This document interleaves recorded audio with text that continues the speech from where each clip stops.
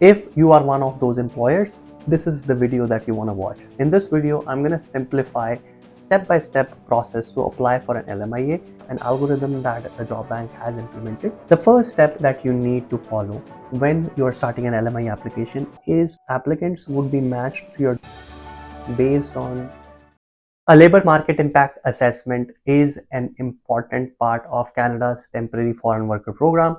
If you want to hire a foreign worker on a work permit, an LMIA or a labor market impact assessment is often required for you to get them a work permit. However, labor market impact assessment in itself is a very big and enormous field. A lot of folks don't understand how it works, and oftentimes employers find themselves bottlenecked in terms of the legal lingo, the requirements, and all the work that goes around an LMIA application. If you are one of those employers, this is the video that you want to watch. In this video, I'm going to simplify step-by-step process to apply for an LMIA and what is required, how you go about arranging all the stuff that is required, and how you can apply for an LMIA. Now, each of the step in itself is a video of its own, so we can go ahead and cover those in detail if you're interested. So you can leave your comments in the comment box if you would like to see in detail coverage of those steps. However, step by step we will cover the overview and the entire process so that you can at least get started with your LMI application. Welcome back to the channel, guys. My name is Dhruv. I'm a regulated Canadian immigration consultant. At our firm of HCM, we assist all prospective immigrants with their immigration to Canada. If you are an aspirant, you need assistance, here is our contact information. Feel free to get in touch with us and we'd be happy to assist you. If you'd like to chat with any RCIC in our firm, you can book an appointment. The link to book an appointment is in the description of this video. Now, before we go into the details of the LMIA process, let's quickly answer the comment of the week. This comment comes on our OINP application checklist video, avoiding application refusal due to incomplete applications. And the question is an official transcript necessary? Can I just download the unofficial transcript that I get from my online account and use that instead? This is an excellent question. And the answer is yes, OINP does require you to provide official transcripts. So it is recommended that you get official transcripts. OINP is particular. They go through a completeness check, and if they find your application to be incomplete, they can return it. So it's highly recommended you get the official transcripts as it says on their website. So let's go into the step-by-step details about the LMIA application process. The first step is to determine what kind of LMIA you need to apply for your foreign worker that you're planning to hire. On the screen, you can see the official page for the LMIA process by the Government of Canada. So this is the canada.ca website. And there are different streams for LMIA, as you can see here, what stream to apply for. Now guys, depending on the position that you're offering, the stream may change. There is caregiver stream, there is agriculture positions, there are academic positions, etc., etc. In most cases, most of you fall into one of these two categories, high and low wage positions. All the other streams are for specific occupations, specific NOC codes. So generically, all of you would fall in the high and low wage position. Now, the first thing you need to understand is which particular stream you would qualify from high and low wage. And how you do that is, it's very simple. This is a table on the screen that you can see. If your wage in the province that you're offering the job is greater than the provincial median that is listed over here in this particular column, then you are applying for a high wage LMIA, you qualify for a high wage. Otherwise, you qualify for a low wage LMIA. Now, this distinction is very important because the program requirements for high wage LMIA and low wage LMIA are different. And accordingly, you'll have to do different steps in order to get your LMIA through and approved. Now, the first thing is look at the wage that you are planning to offer and compare it with this table. If it's greater, then it's a high wage. If it's lower, it's a low wage. Now, if it's a low wage LMIA, there is another step that you need to do. You need to check if your particular area where you are hiring has the unemployment of 6% or more. If yes, then you cannot unfortunately do LMIA under low wage at this point in that area. Only areas where the unemployment is less than 6% are eligible for a low wage stream LMIA at the moment. And then each of the high wage and low wage program have their own program requirements.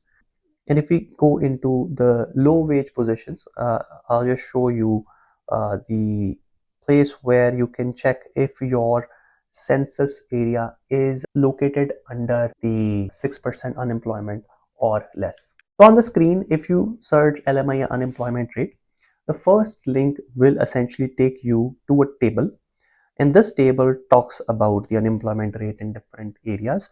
And you are to look at the unemployment rate, which is the most recent when you're applying. And there, based on your location, based on where you're located, the rate must be less than 6%. Only then you can qualify for a low wage LMIA. Alright guys, so now that you have determined which stream you qualify for, you have to check the program requirements for that particular stream. If you qualify for the low wage stream, you have to look at those program requirements. If you qualify for the high wage stream, you have to look at those requirements. The first step that you need to follow when you're starting an LMI application is posting advertisements. You need to post 3 advertisements in 3 different sources. One of them has to be the Canada Job Bank, be it high wage position or low wage position. You need to post in the Canada Job Bank, and over there, once you have posted, then you post in 2 other places. Now these 2 other sites could be any other online job sites. If you are applying for a low wage position though, then these other 2 have to be some sort of mediums which target underrepresented communities. For example, newcomers, aboriginals, or First Nations, or disabled people, etc., etc. So they have to target certain minority groups. So now you have to essentially go ahead and file 3 different job advertisements, which must run for 4 consecutive weeks. 4 consecutive weeks, and only after then you can submit an application. Now during this advertisement phase, you will get applications from potential applicants. Out of them, some would be Canadian and permanent residents. It's your responsibility to assess those applications, keep record of if you interviewed anyone or the applications that you reviewed. Why did you not go ahead with a Canadian or permanent resident? This is the basis for the LMIA, because you need to prove that you weren't able to find a Canadian or a permanent resident to fill that position, and hence you have to resort to hiring a foreign worker. Now once that advertisement is going on, the second step that you can get started in parallel is reviewing those applications that are coming in and also starting preparing your submission for the LMIA once those 4 weeks are over. During the 4-week advertisement period, you need to invite candidates through the Canada Job Bank who match with your job posting. Now, based on an algorithm that the Job Bank has implemented, applicants would be matched to your job posting based on keywords or based on qualification. And if you are applying for a high wage position, you have to invite everyone who is matching with your job posting and has a match rating of 4-star or higher. And if you're applying for a low wage, anyone who has a match rating of 2-star or higher needs to be invited for applying to the job in the first 4 weeks or in the first 30 days of the advertisement period. The next step is to start preparing the application. The application is done online. Now, before we proceed, guys, I would like to request you to quickly subscribe to the channel. You subscribing to the channel can help us stay motivated, continue creating informational content that can help you and all your friends. So please subscribe right now. Thank you. On the screen here, you can see the LMIA online portal. This is the portal where you can create an account. If you have a job bank account, you can just use that job bank account to log into this portal. And here you can start an online application. Now, again, as you start the application, you have to select the stream that you are applying under and subsequently fill the entire application going forward. Now that you have gone ahead and filled the application form, you have to then prepare the supporting documentation. The supporting documentation for an LMIA application would include the job offer that you are offering the applicant, the temporary foreign worker. It would include a summary of the recruitment efforts that you've made, the links to the advertisements, the PDF prints of the advertisements, how many Canadian permanent residents were considered, a summary of that, and why did you not hire them. On top of that, you need to also provide detailed proof that you meet the requirement for business legitimacy. Now, business legitimacy documents need to be provided, and there is a long list of documents out of which you can choose, but essentially you have to prove that you're providing a good or a service. And secondly, you need to prove that you have the required financial ability to be able to pay the foreign worker. Now that you have the application done, the business legitimacy documents in place, and the job offer and advertisement summary information in place, you should be ready to file the application. Make sure you go through the program requirements in detail of the stream that you're going through. Again, on the screen, you can see the page for the program requirement for the high wage and program requirements for the low wage LMIA. Make sure you go through the entire thing before you submit the application. Want to make your immigration journey easy and smooth? Want to improve your chances of getting permanent residence in Canada? Go today and sign up for our immigration partner app. app.efficient.ca. Go sign up for an account. You can put your basic information and you can get amazing suggestions with regards to how you can improve your scores. You can obtain document templates, you can obtain photo editing tools, and you can obtain general information about Canadian immigration and much more to come with regards to PNP eligibilities, knockout reviews, etc. etc. So pause right here, go to app.vision.ca, sign up for the application. Now the next step after you have submitted the LMI application, the application will go into processing. You may not hear anything for a very long time while it's under process. Following the processing, you may be interviewed by an ESTC officer. So they would call you, they would interview you, and they would ask you questions about your recruitment process, about the job, about the entire process that you followed, and about the foreign worker that you're planning to hire in case you already have a foreign worker in mind. Now, depending on certain factors or what the ESTC officer who's processing your file wants, they may interview you, they may not interview you. However, you should be prepared for the interview. And at the end, after that interview, if they need anything additional from you, they may ask for it, or during the processing they need anything more, they may ask for it. Otherwise, the final step is the decision. This decision essentially will be a positive or a negative decision. Positive meaning that LMI is approved, that is, the hiring of the foreign worker is going to have a positive impact on the Canadian labor market. If you are given a negative decision, that means the LMI is refused and hiring that person or the foreign worker will not have a positive impact, and hence you won't be eligible to apply for work permit for that foreign worker. So in summary, the process for LMIA is long. The first step being you have to advertise in the right sources, job bank being one of them, and two other sources depending on the kind of LMIA stream you're applying under.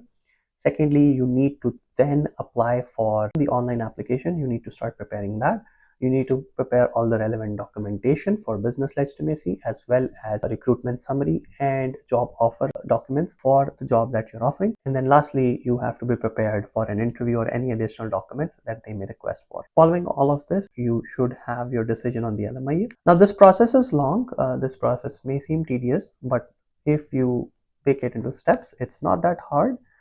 As an employer, the main thing is meeting the income requirements for the position that you're hiring. And as long as you do that and you have some support from someone who can help you with the LMIA, it's not that tedious. Again, it may look tedious, but again, if you choose to help your employees, your foreign workers, it is not that tedious process. That's it for this video, guys. I just wanted to talk about the entire LMIA end-to-end process, breaking down into steps. I hope you learned something about the LMIA process from this video. If you like this video, please hit the like button, subscribe to the channel, and hit the bell icon so you are notified about any new video that we upload. Thanks a lot for tuning in, guys, and I'll see you in the next video. Thanks a lot, guys, for watching this video till the end. I would request you to do 3 things kindly.